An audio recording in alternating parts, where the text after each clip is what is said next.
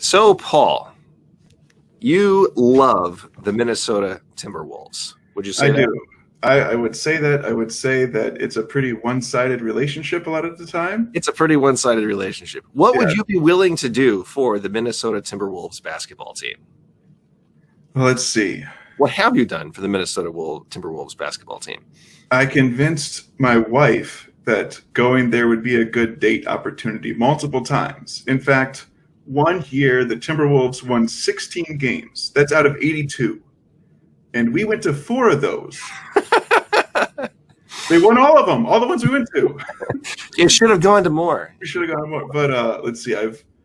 This spring I flew out to Denver to see our brother and to go to a Timberwolves game. Mm-hmm. I spent way too much of my time following them, hoping that they do well.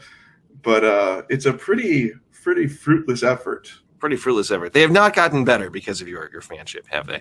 No, and the one time they did, they sold it all out for one playoff series that they won one game, and then they went bad again. It's a lot like Charlie Brown holding the football, or Lucy holding the football out for Charlie Brown. Every year you think, oh, this will be the year.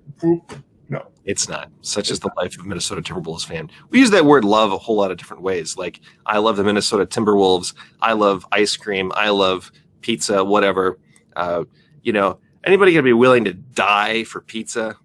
Probably not. Probably not. I would not die for the Timberwolves either. I would not die for the Timberwolves, yeah. So we use that word one way. Well, God, when he says that he loves us and what he's willing to do for us, means something completely different. What he's willing to give up. Let's talk about that today.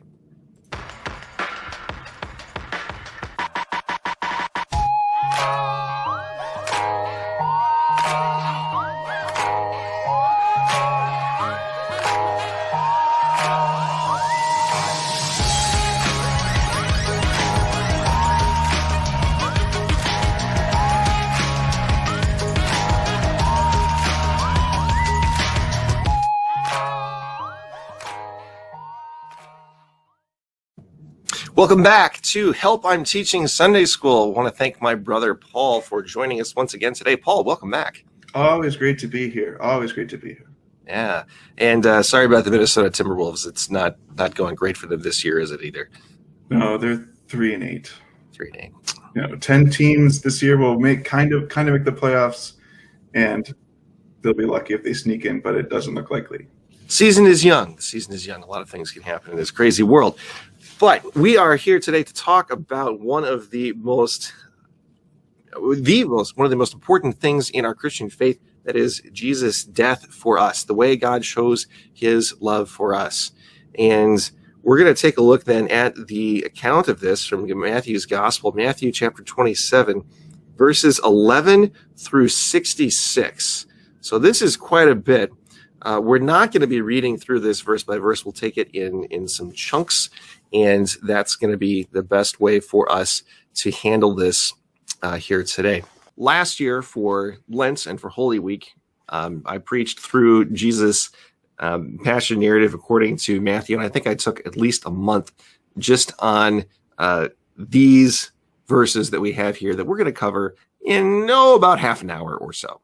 Yeah. Are those services still uploaded somewhere? They are still online. In fact, a number of them happened after we had to shut down thanks to COVID, but they are all on this same YouTube channel. We'll put some links to them in the descriptions so that you can go through and see if you want to hear a little bit more in depth on different sections of this. All right. Let's get started. Let's get started.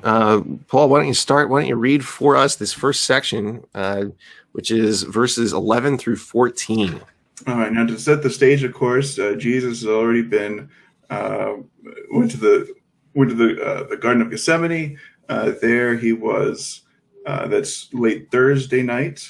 Then he's brought to the high priests. And there's a trial or two that are basically shams, but they give what they need to know to say, yes, we the Jewish leaders believe this guy deserves to die. Yes. Now, take him to Pilate, the Roman governor. Yeah, because the Romans have taken away the ability to execute criminals from the Jewish leadership. So there's a power play here too. If Pilate isn't in Jerusalem, because it's the Yeah, maybe Passover, you can get away with it. yeah, Jesus probably would have been stoned Mhm. and not crucified because the Jews would have done it. I think is a fair what might have happened. It's really what happened to Stephen not long after that. Yeah. Yeah. So we'll start here at Matthew 27, verse 11. Now Jesus stood before the governor, and the governor asked him, "Are you the king of the Jews?" Jesus said, "You've said so." But when he was accused by the chief priests and elders, he gave no answer. Then Pilate said to him, "Do you not hear how many things they testify against you?" But he gave him no answer, not even a single charge, so that the governor was really amazed. So let's talk about Pilate here for a second. He's the Roman governor. As we've talked about previously, for a while, the Jews were able to kind of choose their own kings. Herod the Great was kind of Jewish, and he was ruling over them. And we got to had some autonomy, but that wasn't working out great. Herod's son wasn't much of a catch, so a Roman governor was put in place, and then Pilate is one of the guys put in place to kind of so that way the province is more shapes up better and listens to what the emperor wants them to do. Mm-hmm. Pilate's there's an enforcer, basically. Yeah. Occupying force of the Roman Empire, them putting that under their thumb directly. And part of that is, as we've said, you can't execute your own criminals. That has to go through the Roman governor. And it's interesting here, Jesus' response to all of these charges that are made against him. He doesn't respond. Doesn't respond. It would be easy, very easy for Jesus to respond and tell the governor about how this is all a misunderstanding. They don't understand what he's doing there, and get himself off the hook. But and Pilate might have liked to do that. Would have gladly, yeah. He, you see from parts of this that he seems like he wants to try at least to get Jesus off the hook. But that's not evidently going to happen. But here he is. He's greatly amazed because Jesus isn't answering anything. Now, this goes to fulfill a prophecy made about Jesus from Isaiah chapter 53. Wonderful passage where it's you read it, and that sounds like Jesus on the cross. Here's what it says. He was oppressed and he was afflicted, yet he opened not his mouth. Like a lamb that is led to the slaughter, and a sheep that is before its shearers is silent, so he opened not his mouth. No objection, nothing, because Jesus is willing to do this for you and for me, to go through all of this suffering and pain. But no confession either. He's not confessing to doing anything wrong. He's letting the weak case that they have stand on its own. Mm-hmm. And in that way, you see this. Jesus is the one who's driving the action all the way through. Jesus is allowing this to happen to him, and it's going to happen because it's God's will to save us. Yeah. Let's go on, shall we? Verses 15 to 23. Now at the feast, the governor was accustomed to release for the crowd any one prisoner whom they wanted. And they had then a notorious prisoner called Barabbas. So when they had gathered, Pilate said to them, "Whom do you want me to release for you, Barabbas or Jesus, who is called Christ?" For he knew that it was out of envy that they had delivered him up. Besides, while he was sitting on the judgment seat, his wife sent word to him, "Have nothing to do with this righteous man, for I have suffered much because of him today in a dream." Now the chief priests and elders persuaded the crowd to ask for Barabbas and destroy Jesus. The governor again said to him, "Which of the two do you want me to release for you?" And they said, "Barabbas." Pilate said to them, "Then what shall I do with Jesus, who is called Christ?" They all said, "Let him be crucified." And he said, "Why? What evil has he done?" But they shouted all the more, "Let him be crucified." Wow. This is an interesting thing that the tradition that they have. Yeah, we'll let one of your guys go. Right. And so Pilate figures, here Barabbas, we find out from other places, is somebody who is imprisoned for insurrection and for murder. Yeah, it sounds like a failed, like this failed insurrection that ends up killing more of his friends than the Romans. It just sounds like it was a disaster. Yeah, and so here you have someone who's a murderer, who is a horrible human being, somebody who deserves the death penalty. And so Pilate, this is going to be easy. Of course they're going to let Jesus go. Of course they're going to let Jesus go. They love him. They just this last Sunday he came into town and everybody was praising him. But no, the crowd is stirred up, and so Jesus is given in his place. Now here, this is a beautiful picture of the gospel. Here, we're Barabbas. We are the one who deserves death. And here Jesus is going in Barabbas's place. Barabbas does not deserve to live, but he lives anyway. His life is spared because Jesus' life is given for him.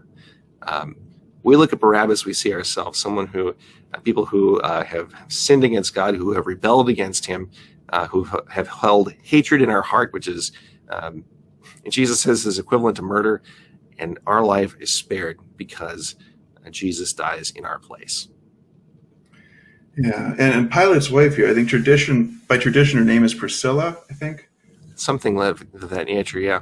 And one of the Eastern churches has tradition that she became a Christian. I think maybe even that Pilate became a Christian too eventually. But it's not, it's we not. Don't know. Yeah, we don't know. I think one of the questions that I always had reading this story is, why did the crowd change so fast? This is early Friday morning. Sunday, everybody loved Jesus. Why is everyone condemning him all of a sudden? And I heard it explained to me by Paul Meyer, who has a wonderful book on Pontius Pilate, that if you want to learn more about him, check it out. It's historical fiction. It takes everything we know about Pilate and kind of blends it in to a story. It's a good story. Yeah, it's a good story. Yeah, based on a true story. Yeah. But he's a former professor of ancient history, and he explained that it's two different crowds. The people here at this trial, these are the Jewish leaders and their posse who are very stirred up. Most of the people are still sleeping. Because last night was Passover, where you have this late night meal, and it's a big meal. So yeah, people are still sleeping. This is the crack of dawn, Friday morning. So let him be crucified. What a sudden turn from, what should we do with him? Crucify him. Crucify him. There's a great hymn verse that captures part of this. This is from the hymn, "O dearest Jesus, what law hast thou broken?" Verse 5, where it says this: "The sinless Son of God must die in sadness. The sinful child of man may live in gladness. Man forfeited his life and is acquitted. God is committed to saving us and willing to give his son for us." Let's go on. Paul, this is yours, verses 24 to 26. "So when Pilate saw that he was gaining nothing, but rather a riot was beginning, he took water and washed his hands before the crowd, saying, 'I am innocent of this man's blood. See to it yourselves.' And the people answered, 'His blood be on us and our children.' Then he released for them Barabbas, having scourged Jesus, delivered him to be crucified." So we get the whole world conspiring against Jesus. And later on in the book of Acts, the apostles make this distinction that you had the chief priests and the hierarchy of the people of Israel as the ones who first condemned Jesus to death. But then so ultimately does Pilate here too. And so Jew and Gentile, no one is guiltless when it comes to Jesus' death. The whole world is involved in this, by Pilate being part of this too. There's irony in this here, right? The Jewish leaders saying his blood be on us and on our children. They mean it as they're willing to take the curse for it. But we who know what the blood of Jesus means, that's exactly what we want. Yeah, we want when God looks at us not to see us, but to see us through Jesus, through his blood, through what he's done for us. 1 John 1, verse 7 says, "The blood of Jesus, his son, cleanses us from all sin." Mm-hmm. Yeah. So this verse has been used as an excuse for anti-Semitism throughout the ages. No, it's not. It's irony. You got to see that this is what we want. We want to be covered with Jesus' blood. because his blood cleanses us from all of those sins. In fact, Jesus is going to forgive the people who did this to him. We have that recorded for us in Luke. It's not here in Matthew, but we get that Jesus is willing to do that, to forgive, and he dies for these sins too. Let's go on to Jesus. He's scourged. It's whipped with a whip. It's sometimes called a cat o' nine tails, and it's a whip, and there's little pieces of metal and bone, so it makes bad bruises on your back, but then also rips them open. It's a rough, nasty thing. It's a horrible, horrible thing. It's a technical name for a punishment that the Romans had. All right, verses 27 to 31, where Jesus is mocked. All right, then the soldiers of the governor took Jesus into the governor's headquarters, and they gathered the whole battalion before him, and they stripped him and put a scarlet robe on him, and twisted together a crown of thorns, and they put it on his head, and put a reed in his hand. And kneeling before him, they mocked him, saying, "Hail, King of the Jews!" And they spit on him, and took the reed and struck him on the head. When they had mocked him, they stripped him of the robe and put his own clothes on him, and led him away to crucify him. There's more irony here, too, that all of the things that they are doing to mock Jesus, they're mocking him as a king. A crown, but a crown of thorns, not a royal robe, but probably one of their soldiers' robes wrapped around him. Instead of a scepter, you have a reed in his hand, mocking him, "Hail, King of the Jews!" And they take him and they hit him on the head as he's done with that. But really, we know that what they're doing in mockery really is true. That Jesus really is the king. He is the one who rules over all things and controls all things for us and for our good, and is in what he's suffering here is fixing everything. Here's a great thing that might get lost otherwise. You remember back in Genesis 3, part of the curse that's given to the ground is for the ground to produce thorns and thistles. And so here Jesus is taking that curse in this crown of thorns and having this curse beaten into his head. Jesus is coming to endure the whole curse and take it away for us. Yeah, and Roman soldiers historically were really a bunch of jerks. They committed a lot of atrocities. This is, you hear about it, it's awful, beyond a bully behavior, but it's definitely not outside of what you'd expect Roman soldiers to do. How sadistic do you have to be to make a crown out of thorns? And you're going to get stuck so many times in your own hands doing something like that. Yeah, it's awful. Yeah, and the Romans definitely felt they were above the people who they were ruling over, as the occupying power. So there was a lot of animosity. So, this is the guy they think is the king. We'll show them. Yeah. All right, starting at verse 32. As they went out, they found a man of Cyrene, Simon by name. They compelled this man to carry his cross. And when they came to a place called Golgotha, which means place of the skull, they offered him wine to drink mixed with gall. But when he tasted it, he would not drink it. And when they had crucified him, they divided his garments among them by casting lots. Then they sat down and kept watch over him there. And so this is interesting. Cyrene is North Africa. Modern day Libya. Yeah. And so you have, you mentioned earlier about the whole world being involved in this. Jesus is dying for the whole world, and he has people from 3 different continents involved in his execution here. Now, it doesn't sound like Simon had any sort of malicious intent, but hey, there's a strong fellow. We'll have you carry this because this guy is bleeding all over the place and can't do it himself. They offer him wine to kind of knock him out a little bit. You're about to nail someone to a cross. They don't want you in your right mind to do that. And It was a gift from the noble women of Jerusalem to condemned criminals as an act of mercy. This drink was, and it's a painkiller, basically, is what it is. Yeah. It's called the place of the skull either because the hill may have actually kind of looked like a skull, or because there were skulls from previously crucified individuals laying around, or perhaps even both. That's why it's called Golgotha.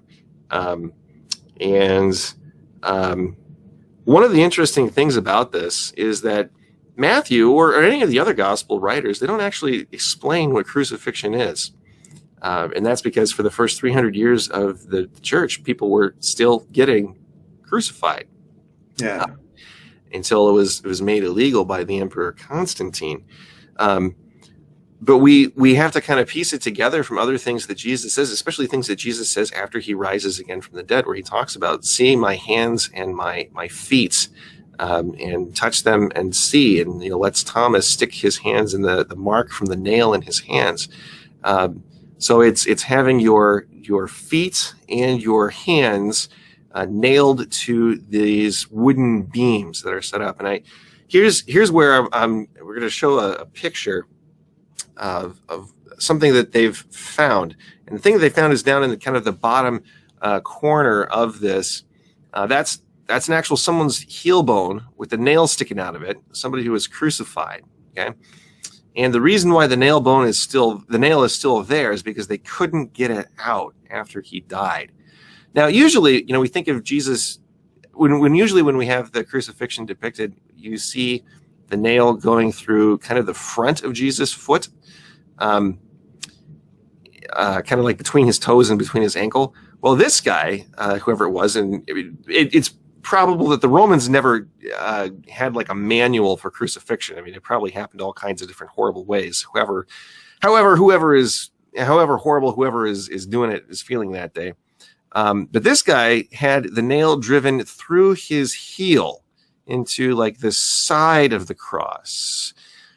So like the only thing attaching your feet to the cross is that nail. There's no support or anything like that holding on to it. At least for that guy, there was.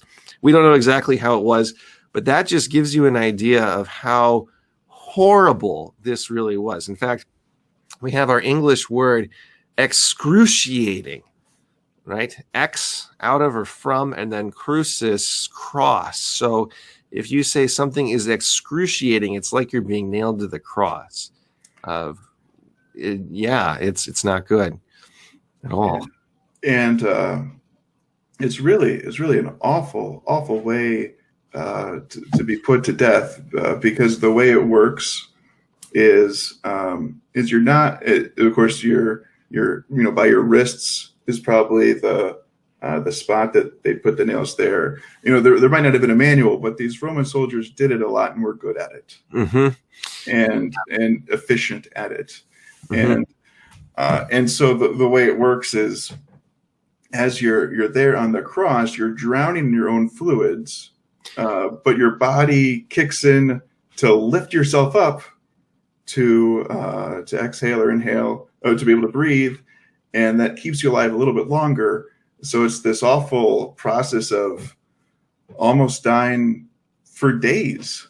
For some people, it was for days. You have this awful choice of pull down on your hands, which are nailed there, or push up on your feet, which are nailed there. And that's how people suffered. So Matthew doesn't record this. John does that. For the other two criminals who were crucified, they get their legs broken. And that speeds up the process a lot of someone dying. Yeah. All right. Verse 37. I think it's your turn. My turn. Okay. And over his head they put the charge against him, which read, "This is Jesus, the King of the Jews." The two robbers who were crucified with him, one on his right, one on his left.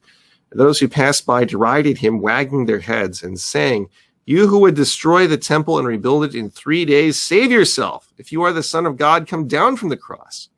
So also the chief priests with the scribes and elders mocked him, saying, "He saved others. He cannot save himself.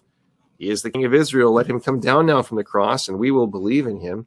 He trusts in God. Let God deliver him now, if he desires him, for he said, 'I am the Son of God.'"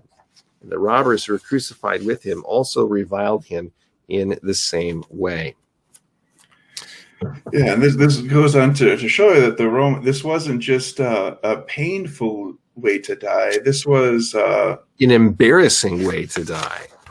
Yeah, this was an embarrassing way to die. For the sake of modesty, we have Jesus, wearing some cloth in the pictures and artwork that we have, but in reality, he was naked. And And so you're there with nothing to hide behind, literally. And people, and you're not in some obscure place. This is on a hill on the main road, and this is the Roman Empire saying, "Hey, this is what we're doing to your king. This is what we're going to do to you if you try to stand up against us." And it's awful. It's really awful, and people are there to not pay their last respects, but to get their last insults in. Mm-hmm. And here again, the insults that people give to Jesus are ironic, right? You can go through this and you can say this, all right? So you who would destroy the temple and rebuild it in 3 days, say to yourself, well, the temple that he's talking about, it's not the temple in Jerusalem, it's his own body. And so this is interesting. They're already kind of in their mocking, confessing that he's going to rise again.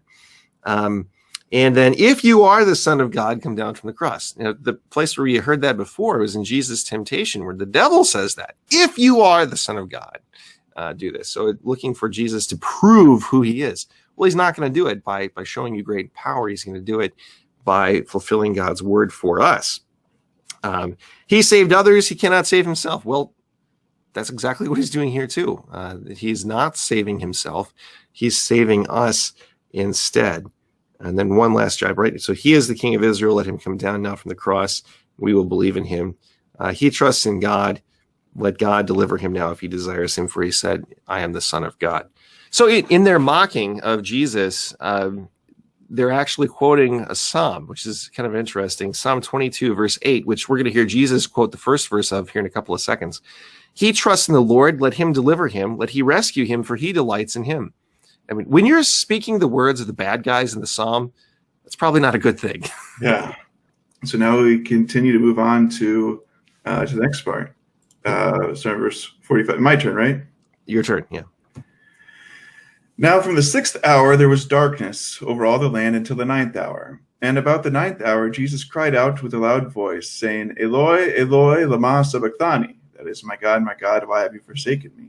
And some of the bystanders hearing it said, This man is calling Elijah. And one of them at once ran and took a sponge and filled it with sour wine and put it to a reed and gave it to him to drink. The other said, Wait, let us see whether Elijah will come to save him. And Jesus cried out again with a loud voice and yielded up his spirit. Now this darkness isn't just a local thing. It was recorded by other people in ancient time. Yeah, there was this weird eclipse for 3 hours. And if you remember from the eclipse from a couple of years ago, eclipses don't last for 3 hours. You're talking a couple minutes at best, right? And so this is something that is definitely different. This is a supernatural sign. God, like I think Luke says, the sun's light failed. So God turning off the sun for 3 hours as the Son of God suffers in darkness. What we're seeing here is kind of a completion of a trend that has begun even at the back from the Garden of Gethsemane, that one by one, you find out that Jesus is more and more alone. The disciples run away. Peter denies him. Judas betrays him and then goes and kills himself. His own people reject him. The world rejects him. And now God is rejecting him. Jesus is completely alone. Yeah. He's completely alone so that we will never have to be. I mean, think about this. When Jesus was going to, before he was born, the angel promises that he will be God with us, right? You have that back in Matthew chapter 1, that Jesus is going to be God with us. And now here God is not with him, but now he is with us here forever. And then Jesus gives up his spirit. It says he dies with a loud voice. And I think here it's just worth mentioning that there are the 4 gospels that all record this, and so the different gospels each record different things that Jesus said. And so if you're remembering, okay, yeah, where is that in there? It's probably in Matthew, Mark, or Luke, or in Mark, Luke, or John. and not recorded for us here in Matthew. They didn't all record the same thing. And I think that's because Matthew is trying to show us how alone Jesus really is here. Yeah. His death. Yeah, he's alone, but there's a loud voice. That's which, you remember, usually when you're dying of crucifixion, you are gasping for air and not able to do that. So something supernatural is happening here too. Yeah. We did read verse 50 with that there, that the marker down at the bottom doesn't record that, but we did put that in there. So let's go on to the next part. I think it's actually very interesting that there's so much information. Well, first of all, the information we have from the four Gospels about Jesus' death is by far the most we have of any crucifixion in the ancient world. But then we also have a whole 16 verses here at the end about the things that happened after Jesus died and was buried. And those are very important too. So it's my turn, so I'll go ahead with verse 51. And behold, the curtain of the temple was torn in two from top to bottom, and the earth shook, and the rocks were split, the tombs were opened, and many bodies of the saints who had fallen asleep were raised. And coming out of the tomb after his resurrection, they went into the holy city and appeared to many. When the centurion and those who were with him, keeping watch over Jesus, saw the earthquake and what took place, they were filled with awe and said, "Truly this was the Son of God." Interesting things that happen as here Jesus dies. You have the curtain of the temple that separated the holy place from the Holy of Holies, tears in half from top to bottom. So it's not humans who are tearing it from the bottom to the top. It's God himself is doing this. And doing this, he shows that the temple, it's obsolete. If you want to receive the mercy from God that you received at the temple, you want God's presence, you go to the guy who's hanging outside the city dead on a cross right now. You go to Jesus and to his death. Yeah, and for the whole Old Testament culture, it was this separation, this physical separation between God and his people. But here, that separation has been removed because God is with them in the flesh. Yeah, in Jesus, who has just died. And now it's interesting because when death swallows Jesus, it spit off more than it can chew. And so Jesus goes down, something's got to come back up. And so in this case, it's right away, it's the bodies of the tombs are opening, and the bodies of saints, holy people who have died, who have fallen asleep. Now they come out and they start appearing to people in Jerusalem. Now, we wish we had more information about this, right? Like, how long did they stick around? Did they stay alive for a long time, or what happened? But it was a witness of what was about to happen. It's almost like Jesus dies and the world, the creation, thinks it's the end of the world. It's time for the dead to raise. But not quite yet. Not quite yet. And when Matthew's writing this, this isn't a long time removed from the actual events. This is a thing accurate. Yeah, we saw Uncle Larry again. He came out of the tomb and knocked, that kind of thing. Yeah, people must have remembered this, had more memory of it. And yeah, remember when that happened? Well, here's why. It happened when Jesus died. Let's go on. All right, the women at the cross. So there were also many women there, looking on from a distance, who had followed him from Galilee, ministering them. Among them were Mary Magdalene, and Mary, the mother of James and Joseph, and the mother of the sons of Zebedee. When it was evening, there came a rich man from Arimathea named Joseph, who also was a disciple of Jesus. He went to Pilate and asked for the body of Jesus. Then Pilate ordered it to be given to him. And Joseph took the body and wrapped it in a clean linen shroud and laid it in his own new tomb, which had been cut out in the rock. And he rolled a great stone to the entrance of the tomb and went away. Mary Magdalene and the other Mary were there sitting opposite the tomb. And so these, again, this is great evidence for the truth of it. You don't have women as the witnesses. That wasn't allowed in ancient Israel. And here is saying, yeah, these are the ones who were there and saw it. Because it's true. Mm-hmm.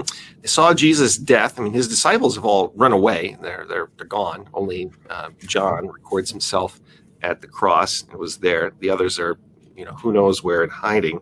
But yeah, so these are the women who've been with Jesus the whole way through his ministry.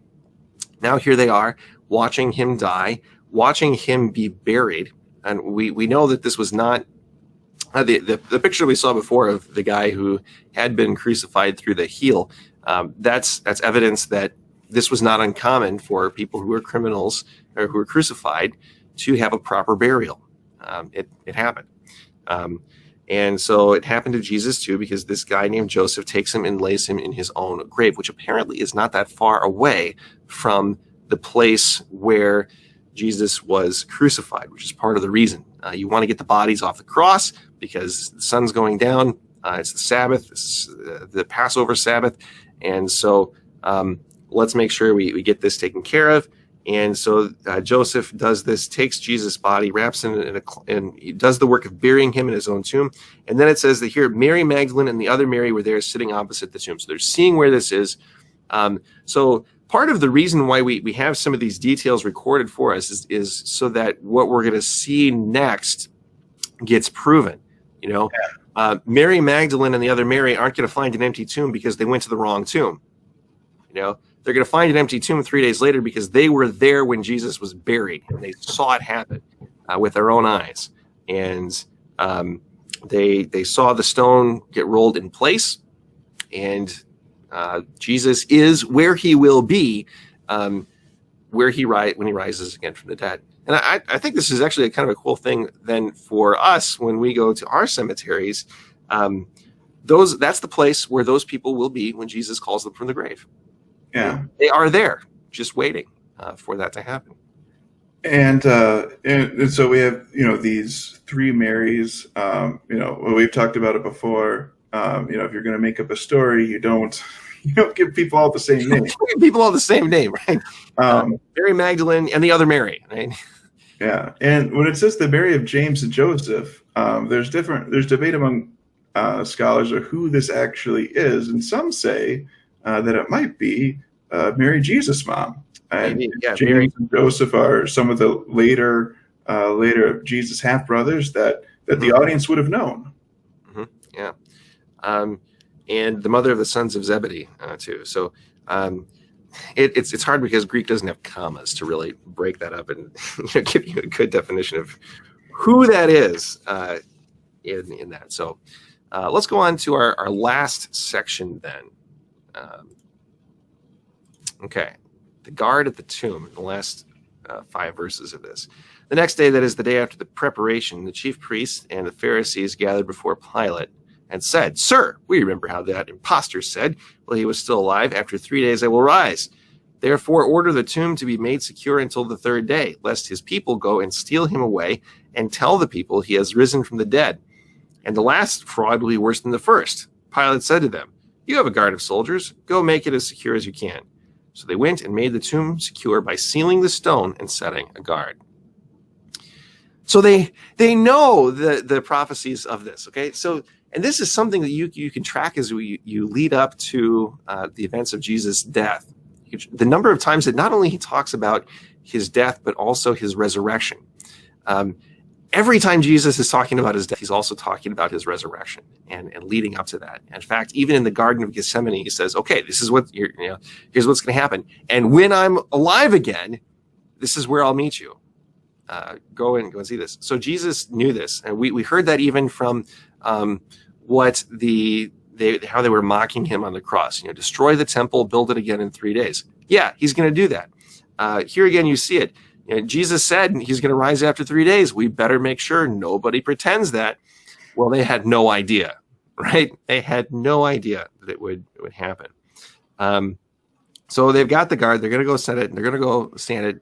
And in doing that, they're actually going to put witnesses to Jesus' resurrection in place. Yeah, yeah. And this is Saturday, right? Now, Saturday morning that this is happening, and so when so this is, of course, the day after he's been buried. So when they go, I'm sure they check the tomb to make sure the body's still there. Make sure it's still there. Yeah. Make sure it's still there. Shut it back up. Then seal put it. Seal it. put soldiers there. These are probably Pilate's probably letting them use even some of the Roman soldiers there to be there. The priests had their own kind of temple police that could have been too. Mm-hmm. Yeah.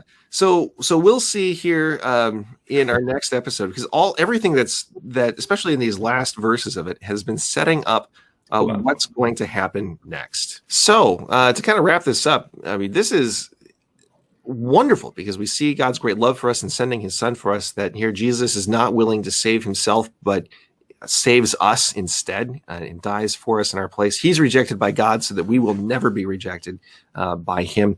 He is buried, and even in his burial, you see the hint and the glimmer of what's about to happen next. Jesus rising again from the dead, just exactly as he said. And Matthew puts all these details in to show, hey, this really happened. Jesus was really here. He really died. And that means he's really going to rise again. And that means we really need to be in a relationship with him. We really need the forgiveness that he offers, and he's freely given. We need, and we will receive the resurrection that he offers and gives then also. So, I mean, of course, this is kind of the foundation of our faith, that Christ has died for us and that he has risen again for us. I mean, you can trace this through, I mean, especially obviously the second part of the Apostles' Creed, where it talks about Jesus' work for us, that he has redeemed us, lost and condemned people, purchased and won us, not with gold or silver, but with his holy, precious blood shed on the cross, with his innocent suffering and death, so that we would be his own and live under him in his kingdom. Of course, there's all kinds of questions that are going to come up from this, and that we're, hopefully going to be able to help. And hopefully our conversation today has helped you see through a few things that will come up with people asking questions. And one of the big thing, kind of the big things is this is a gruesome, sad story. I mean, there was a movie made about this, rated R, right? The Passion of the Christ. Why are we telling this story to kids? That might be a question that parents have. Yeah. So, I mean, well, we're doing this because I've seen several children's Bibles which leave this out. I can't believe it. And skip right to Jesus' resurrection. We're telling you, this is the important thing. This is the important fact of our faith. Hey, you know what? Because we're going to die. All of us are mortal. And here, look, Jesus died for us and he rose again for us. Yeah, his death was a real death and it was really horrible. And we should look at that and see that, hey, our sins are really horrible. And that's why Jesus was there. But then also, here's the great love of God, that we would be forgiven of all of our sins and that we would be covered by his blood shed for us on the cross. Yeah, amen. Amen. Good news. Hey, come back next time. We got Easter coming. It's better. It's a happier episode. Very much so. Hey, we'll see you next time. Thanks, Paul.